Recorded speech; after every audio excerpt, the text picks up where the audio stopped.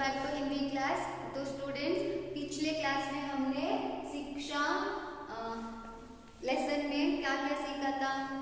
उस स्टोरी में हमने गुरु थे, एक गुरु के पास एक राजकुमार का महाराजा का बेटा पढ़ाई करने के लिए, शिक्षा पाने के लिए आया था। तो गुरुजी ने उसे शिक्षा देकर क्या कहा, अब तुम घर जा सकते हो। जाते समय गुरु ने क्या किया था, उस राजकुमार को अपमानित किया था, अवमान किया था, इंसल्ट किया था।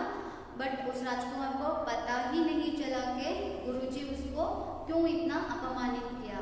कुछ दिन बाद में क्या हुआ, राजा को लेने के लिए सारथी आए, रथ आया। तो राजा जब राजकुमार जब वापस उसके राज्य में गया तो उस राजकुमार के पिताजी को, राजा को पता चला कि गुरुजी उसके बेटे को अपमानित किया था। तो उन्होंने क्या किया, उसे ढूंढने के लिए भेजा कि उसे मारकर सबक सिखाने के बारे में सोचकर। पर गुरुजी को ऑलरेडी पता था कि राजा उसको ढूंढने के लिए भेजेंगे और उसकी खूब सारी पिटाई करेंगे। इसीलिए राजा ने क्या किया था, गुरुजी ने क्या किया था, वेश बदलकर लापता हो गया था। आज की क्लास में हम आगे की कहानी क्या है सीखेंगे। जब उन्हें लगा कि अब राजा की उत्तेजना ठंडी पड़ गई होगी, तब वे वेश बदलकर दरबार में पहुंच गए। गुरुजी को मालूम हो गया था कि राजा उसको खूब पिटाई करेगा। इसीलिए गुरुजी ने क्या किया था, वेश बदलकर कहीं लापता हो गया था। जब गुरुजी के दिमाग में ये सोच आई कि हाँ, अब राजा नॉर्मल है, अब राजा का गुस्सा ठंडा हो गया है, अभी मैं वापस जा सकता हूँ, ऐसे सोचकर गुरुजी ने क्या किया, अपना वेश फिर से बदलकर राजमहल में आकर पहुंच गए। उन्होंने देखा कि एक किसान लगान न देने के जुर्म में लाया गया है और उसे अपमानित किया जा रहा है।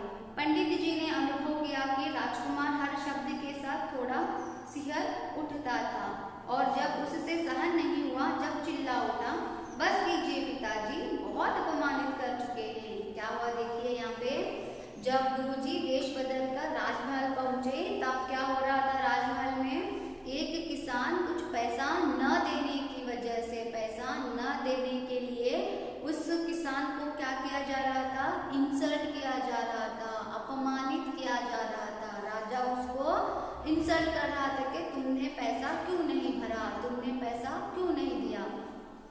तो तब क्या हुआ, उस राजा का बेटा राजकुमार को बहुत ही गुस्सा आ रहा था। वो सह नहीं पा रहा था कि कोई किसी की इंसल्ट कर रहा है, क्योंकि ऑलरेडी उसकी इंसल्ट गुरुजी ने किया था ना, वो अनुभव उसके साथ था। इसीलिए उस राजकुमार को किसान की किसान को इंसल्ट करना देखने नहीं हो रहा था। इसलिए उसने क्या किया, गुस्से से चिल्लाया कि बस करो पिताजी, और कितना इंसल्ट करोगे, ಏನಾಯ್ತು, ಆ ಗುರುಗಳು ಗೊತ್ತಿತ್ತು ರಾಜ ಹೊಡಿತಾನೆ ಅಂತ ಹೇಳಿ ಅದಕ್ಕೆ ವೇಷ ಬದಲಿಸಿಕೊಂಡು ಎಲ್ಲೋ ಓಡಿ ಹೋಗಿದ್ದ. ಆಮೇಲೆ ಏನಾಯ್ತು, ಆ ರಾಜನ ಸಿಟ್ಟು ಕಡಿಮೆ ಆಗಿದೆ ಅಂತ ಅಂದ್ಕೊಂಡು ಗುರುಜಿ ಜब ವಾಪಸ್ ರಾಜಮಹಲ್ ಅರಮನೆಗೆ ಬಂದಾಗ, ಅರಮನೆಯಲ್ಲಿ ಏನಾಗಿತ್ತು, ಯಾರೋ ಒಬ್ಬ ರೈತ ಏನೋ ದೇವಿಗೆ ಬಾಡಿಗೆ ಕೊಟ್ಟಿಲ್ಲ ಅಂತ ಹೇಳಿ ಆ ರೈತನಿಗೆ ಅವಮಾನ ಮಾಡೋದನ್ನ ನೋಡ್ತಿದ್ದ. ಆ ರಾಜಕುಮಾರ ಅದನ್ನ ನೋಡಿ ತುಂಬಾನೇ ಸಿಟ್ಟು ಮಾಡಿಕೊಂಡು, ಸಾಕು ಮಾಡೋ ಅಪ್ಪಾಜಿ, ಎಷ್ಟೊಂದು ಇನ್ಸಲ್ಟ್ ಮಾಡ್ತೀರಾ ಅಂತ ಹೇಳಿ ಜೋರಾಗಿ ಚೀರ್ಕೊಂಡ. पंडित ऋषभान ने ताली बजाते हुए कहा, शबाश राजकुमार शबाश। सबने चौंक कर पंडित जी की ओर देखा। जब राजकुमार ने जोर से चिल्लाया अपने पिताजी के ऊपर, तब पंडित गुरुजी ने क्या किया, ताली बजाते मीन्स क्लैप्स, ताली मीन्स क्लैप्स, थाली बजाते कहा कि शबाश राजकुमार शबाश। जब हम कोई अच्छा काम करते हैं, जब तुम कोई अच्छा काम करते हैं तो तुम्हारे घर में तुम्हारे मम्मी पापा और स्कूल में टीचर्स कहते हैं शबाश, वेरी गुड, शबाश कहते हैं ना। ऐसे ही गुरुजी ने भी राजकुमार को बोला। ಏನಾಯ್ತು, ಅವ್ನು ಜೋರಾಗಿ ಚೀರ್ಬಿಟ್ಟ, ಏನಕ್ಕೆ ಅಷ್ಟೊಂದು ನೀವು ಇನ್ಸಲ್ಟ್ ಮಾಡ್ತಿದ್ದೀರಾ ರೈತನಿಗೆ, ಸಾಥ್ ಮಾಡಿ ತಂದೆ ಅಂದಿದ್ದಕ್ಕೆ ಆ ಗುರುಗಳು ಏನ್ ಮಾಡಿದ್ರು, ಕ್ಲಾಪ್ಸ್ ಅನ್ನ ಹಾಕೊಳ್ತಾ ಚಪ್ಪಾಳೆ ಹೊಡಿತಾ ಶಭಾಷ್ ರಾಜ್ಕುಮಾರ್ ಅಂತ ಹೇಳಿದ್ದಕ್ಕೆ ಆ ಸಭೆಯಲ್ಲಿ ಕೂತ್ಕೊಂಡಿರ್ತಕ್ಕಂಥ ಎಲ್ಲರೂ ಕೂಡ ಆಶ್ಚರ್ಯವಾಗಿ ಆ ಗುರುಜಿಯನ್ನೇ ನೋಡ್ತಿದ್ರು। राजा ने गुस्से से पूछा, कौन है आप, और यह क्या शबाश शबाश लगा रखा है। राजा को गुस्सा आ गया एकदम से। राजा ने क्या पूछा, कौन हो तुम, क्यों शबाश शबाश कह रहे हो, पहले बताओ तुम कौन है। ಮೊದಲು ನೀನು ಯಾರು ಅಂತ ಹೇಳು ಅಂತ ಹೇಳಿ ಆ ರಾಜ ಕೋಪ ಮಾಡಿಕೊಂಡು ಆ ಗುರುಜಿಯನ್ನ ಕೇಳ್ದ. पंडित जी ने अपना नकली वेश उतारते हुए कहा, मैं पंडित ऋषिभान हूँ, आपके पुत्र का गुरु। राजा हैरानी भरे स्वर में बोला, अच्छा अच्छा तुम हो, तो तुम ही ने मेरे पुत्र को अपमानित किया था, तुमने यह हिमाकत क्यों की थी? राजा ने कहा, कौन हो तुम, क्या शबाश शबाश कह रहे हो? तो गुरुजी ने कहा कि अपना नकली वेश बदलकर मैं ऋषिभान हूँ, तुम्हारे बेटे का, तुम्हारे पुत्र का गुरु हूँ। तो राजा ने क्या कहा, हैरानी स्वर मीन्स आश्चर्य होकर राजा ने कहा कि ओहो तुम हो ऋषिभान, मेरे बेटे की इंसल्ट किया था ना उस दिन, वो तुम ही हो क्या? ಆಶ್ಚರ್ಯವಾಗಿ ಕೇಳ್ದ, ಓಹೋ ನೀನೇನಾ ಗುರುಗಳು, ನೀವೇನಾ ನನ್ನ ಮಗನಿಗೆ ಅವಮಾನ ಮಾಡಿದ್ರಲ್ಲ ಆ ಗುರುಗಳು ನೀವೇನಾ ಅಂತ ಹೇಳಿ ಆ ರಾಜ ಆ ಗುರುಜಿಗೆ ಕೇಳಿದ. पंडित ऋषिभान हंसे और बोले, क्यों की थी? राजकुमार की आज की हरकत देखकर भी पूछ रहे हो क्यों की थी? पंडित ने क्या कहा? पंडित ऋषिभान ने हंसे, फर्स्ट पंडित ने क्या किया, स्माइल किया, आफ्टर दैट क्यों की थी? राजा तुम मुझे पूछ रहे हो कि मैंने तुम्हारे बेटे को अवमान क्यों किया था? आज की इस हरकत को, जैसे तुम्हारे बेटे ने बिहेव किया उसको देखने के बाद भी तुम पूछ रहे हो कि क्यों किया था? ಏನಂತ ಹೇಳಿದ ಗುರುಗಳು, ತಿಂದೆ ಅಬ್ಸರ್ವ್, ಗುರುಗಳು ಏನಂತ ಹೇಳಿದ್ರು, ಸ್ಮೈಲ್ ಮಾಡಿ ಮತ್ತೆ ಕೇಳ್ತಿದ್ದೀರಾ ನೀವು, ನಾನು ನಿಮ್ಮ ಮಗನಿಗೆ ಏನಕ್ಕೆ ಅವಮಾನ ಮಾಡಿದೆ ಅಂತ ಹೇಳಿ ಇವಾಗೆಲ್ಲ ನಡೆದಿರೋದನ್ನ ನೋಡಿ ಮತ್ತೆ ನೀವು ಕೇಳ್ತಿದ್ದೀರಾ ಅಂತ ಹೇಳಿ ಆ ಗುರುಗಳು ಆ ರಾಜಕ್ಕೆ ಹೇಳ್ತಾರೆ. आपने मुझे राजकुमार को शिक्षा देने का काम सौंपा था, मैंने इन्हें शिक्षा दी, अपमानित करना भी उसी शिक्षा का अंग था। मैं जानता था कि राजकुमार कल राजा बनेंगे और प्रजा को दंड देंगे, दंड देते समय उन्हें याद रहे कि अपमान भरे शब्द कितनी तकलीफ देते हैं, इसीलिए मैंने उन्हें इस तकलीफ का अनुभव कराया था। राजा बनने से बड़ा होता है मनुष्य बनना, जो दूसरों के दर्द को समझता हो। फिर गुरुजी ने जवाब दिया, आपने आपके बेटे को क्यों भेजा था?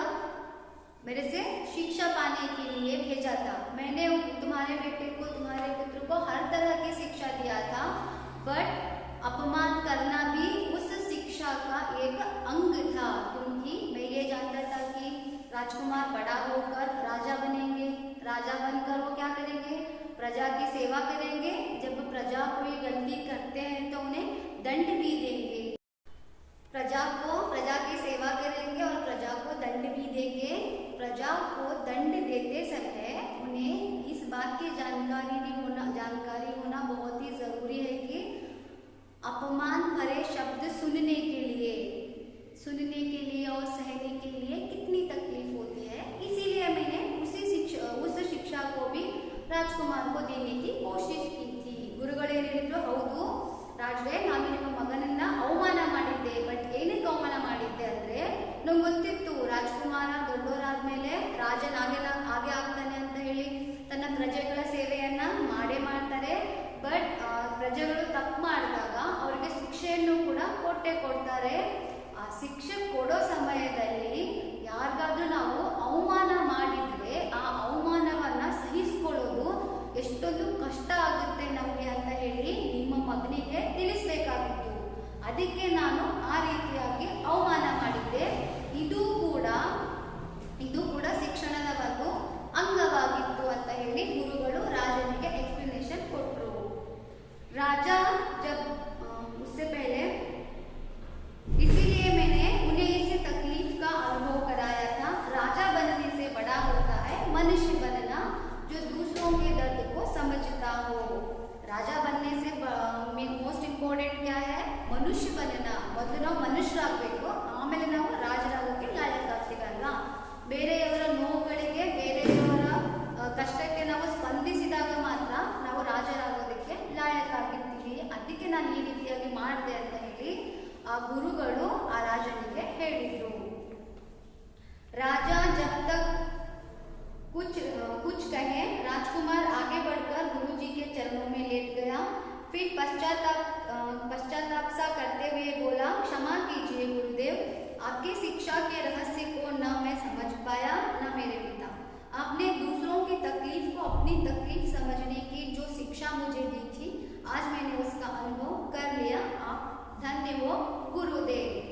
गुरुजी ने एक्सप्लेनेशन देने के बाद राजा ऐसे ही खड़ा था।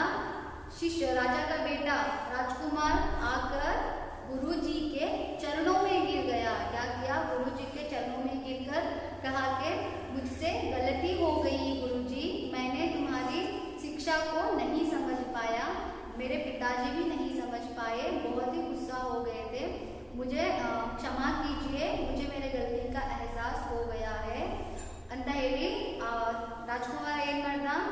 ಗುರುಗಳ ಕಾಲಿಗೆ ಬಿದ್ದು, ತಪ್ಪಾಯ್ತು ಗುರುಗಳೇ, ನಾನು ನಿಮ್ಮ ಶಿಕ್ಷಣದ ಹಿಂದೆ ಇರೋ ರಹಸ್ಯವನ್ನ ತಿಳ್ಕೊಂಡೇ ಇಲ್ಲ, ನಮ್ಮ ತಂದೆಯವರು ಕೂಡ ತಿಳ್ಕೊಂಡಿಲ್ಲ, ಬಟ್ ನೀವು ಕರೆಕ್ಟ್ ಆಗಿದ್ರಿ, ಬೇರೆಯವರ ಕಷ್ಟವನ್ನ ನನ್ನ ಕಷ್ಟ ಅಂತ ಅಂದ್ಕೊಂಡು ನೀವೇನು ನನಗೆ ಶಿಕ್ಷಣವನ್ನು ಕೊಟ್ಟಿದ್ದೀರೋ ಅದರ ರಹಸ್ಯ ನನಗೆ ಇವಾಗ ಗೊತ್ತಾಗಿದೆ, ನೀವು ಧನ್ಯ ಗುರುದೇವ ಅಂತ ಹೇಳಿ ರಾಜ್ಕುಮಾರ ಆ ಗುರುಗಳ ಕಾಲಿಗೆ ಬಿದ್ದು ಕ್ಷಮಾಪಣೆಯನ್ನ ಕೇಳಿದ। सो ये रही थी आज की क्लास बच्चे। तो इस वीडियो को 1 से 2 बार ज़रूर देखिए, तब आपको ये लेसन समझ में आएगा। मैं फिर अगली क्लास में आऊँगी, तब तक के लिए आप इस लेसन